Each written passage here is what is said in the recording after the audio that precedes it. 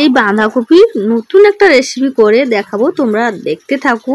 রাধে রাধে বন্ধুরা, সবাইকে স্বাগত জানাই মা ভবানী চ্যানেল থেকে। যে যেখানে থাকো সুস্থ থাকো ও ভালো থাকো। আমি একদমই টাটকা একটা কফি নিয়ে চলে এসেছি। দেখো কফিটা এত বড়, এই সময় খুব বড় বড় কফিগুলো উঠে। তারপরে রান্নাঘরে নিয়ে চলে এসেছি। এসে আমি কড়ি নিয়ে বসে পড়ছি। ফাঁক করে দিলাম কপিটাকে, ফাঁক করে ছোট ছোট করে কেটে নেব। আর এই কপি এই সময় বাজারে গেলে দেখতে ইচ্ছা করছে না, কপির দিকে তাকাতে ইচ্ছা করছে না। কম দামে একটা কিনে নিয়ে এই রেসিপিটি একবার হলেও ট্রাই করুন, তাহলে রোজ রোজ এই বাঁধাকপি বাড়িতে আসবেই আর সবার প্রিয় হয়ে যাবে এই কপির এই রেসিপিটা।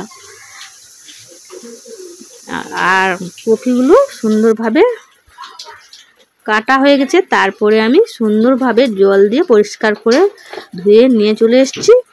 আর কড়াই বসিয়ে দিয়েছি, কড়াইয়ের মধ্যে একটুকু সরষের তেল দিয়ে দিলাম আর শুকনো লঙ্কা ছোটো ছোটো করে কেটে দিয়ে দিলাম। তারপরে কালো জিরে দিয়ে দিলাম। কালো জিরে দিয়ে কপিগুলো দিয়ে দেবো। দিয়ে এবার একটু খুন্তি দিয়ে নেড়ে ফেলবো। তারপরে পরিমাণ মতন লবণ দিয়ে দেবো আর 1 চামচ লঙ্কার গুঁড়ি দিয়ে দেবো। 1/2 চামচ হলুদ গুঁড়ি দিয়ে দিলাম। দিয়ে ভালো করে খুন্তি দিয়ে নেড়ে নিলাম। নেড়ে ঢাকনা চাপিয়ে দেবো। ঢাকনাটা চাপালে জলটা, যেই জলটা বেরোবে সেটাতে সিদ্ধ হয়ে যাবে বাঁধাকপিটা। তারপরে একটু ঢাকনা খুলে কোঁচানো টমেটো রেখেছিলাম, ওটা দিয়ে দিলাম। দিয়ে আবারও নেড়ে নিলাম।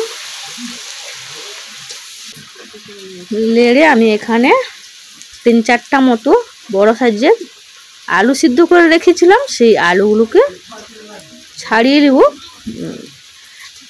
একটু হলুদ দিয়েছিলাম, তার জন্য একটু হলুদ হলুদ লাগছে।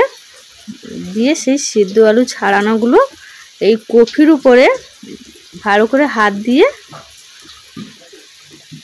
মুঠো মুঠো করে দিয়ে দিলাম।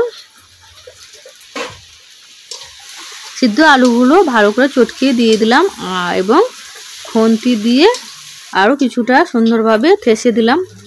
কফি আলু সব একসঙ্গে ঠেসে জলটা মরে গেছে সুন্দরভাবে। আর এখানে জিরের গুঁড়ি, ধনের গুঁড়ি একটু দিয়ে দিলাম এবং গরম মশলা একটু দিয়ে দিলাম।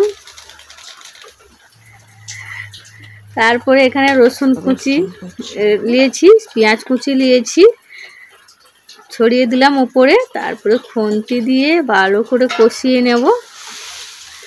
আস্তে আস্তে জ্বালন দিয়ে কষিয়ে নিতে হবে। একটু যে জল থাকবে, জলটা না যেন একটুকুও থাকে। জলটা থাকলে কিন্তু ভালো হবে না, তার জন্য জলটাকে হালকা হালকা করে সুন্দরভাবে শুকনো শুকনো করে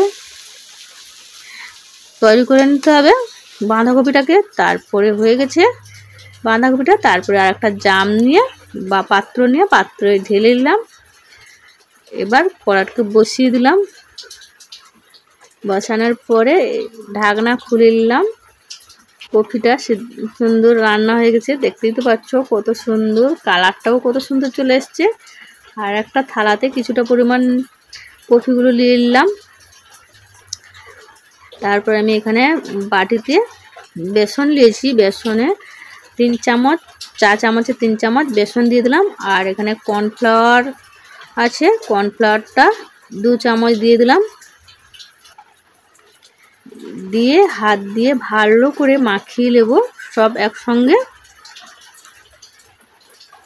ভালো করে না মাখালে কিন্তু এই যে কর্নফ্লাওয়ার বেসন ওগুলো মাঝখানে মাঝখানে থেকে যাবে, তার জন্য একটু আস্তে সুস্তে ভালো করে মাখিয়ে নিতে হবে। মাখানোর পর আমি এখানে হাত ধুয়ে নিচ্ছি। মাখানো আমার হয়ে গেছে। হাত ধুয়ে আমি হাতে একটু সরষের তেল মাখিয়ে দিয়েছি, সেটা তোমাদের দেখানো হয়নি। আর সরষের তেল মাখিয়ে নিলে হাতে আর মানে লাগবেই না, তার জন্য তেলটা আমি মাখিয়ে নিয়েছি। তারপরে হাতে সুন্দর গোল করে এবার 2 হাত দিয়ে সুন্দর যে যেরকম পারবে চ্যাপটা চ্যাপটা বড় ছোট সেরকমই করবে। আমার এখানে যদিও মানে সমান হয় না সবটাই, কিন্তু আমি ছোট বড় সব রকমই করেছি। তোমরা চাইলে ওগুলোকে লম্বাও করতে পারো, বড় করতে পারো, ছোট করতে পারো, যে যার যেরকম পারবে সেই রকমই করবে। এইভাবে কথা বলতে বলতে আমি মানে সবগুলোকে চপের আকারে সুন্দর করে চাপটা চাপটা করে চাপটিয়ে নিয়েছি, দিয়ে খবর কাগজের উপরে রেখে দিলাম। আর ওখানে কড়াই বসিয়ে দিয়েছি, কড়াইতে সাদা তেল দিয়েছি, তেলটা গরম হয়ে গেছে। এবার জ্বালনটা বার করে এবার একটা একটা করে তৈরি করে রাখা চপগুলো ছেড়ে দিলাম, দিয়ে এই তেলে হালকা হালকা করে ভাজতে। এর নাম অন্য কিছু তো পাইনি, তার জন্য আমি একে বললাম চপ। চপের মতন আকার বলে চপ বলেছি। তারপরে হালকা হালকা জ্বালনে আস্তে আস্তে করে ভাজছি। আর বেশি জ্বালন দিলে মানে পুড়ে যাবে বা লেগে যাবে, কালো হয়ে যাবে।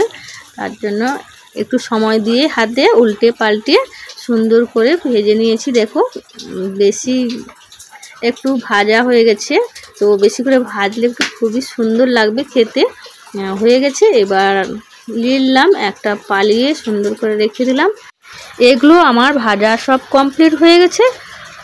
আর ভিডিওটি তোমাদের কেমন লাগলো লাইক শেয়ার সাবস্ক্রাইব করবে। তারপরে যদি কোনো জায়গায় ভুল হয়ে থাকে অবশ্যই সেই জায়গাটি কমেন্ট করে জানাবে। ভালো লাগলে বেশি বেশি করে শেয়ার করো।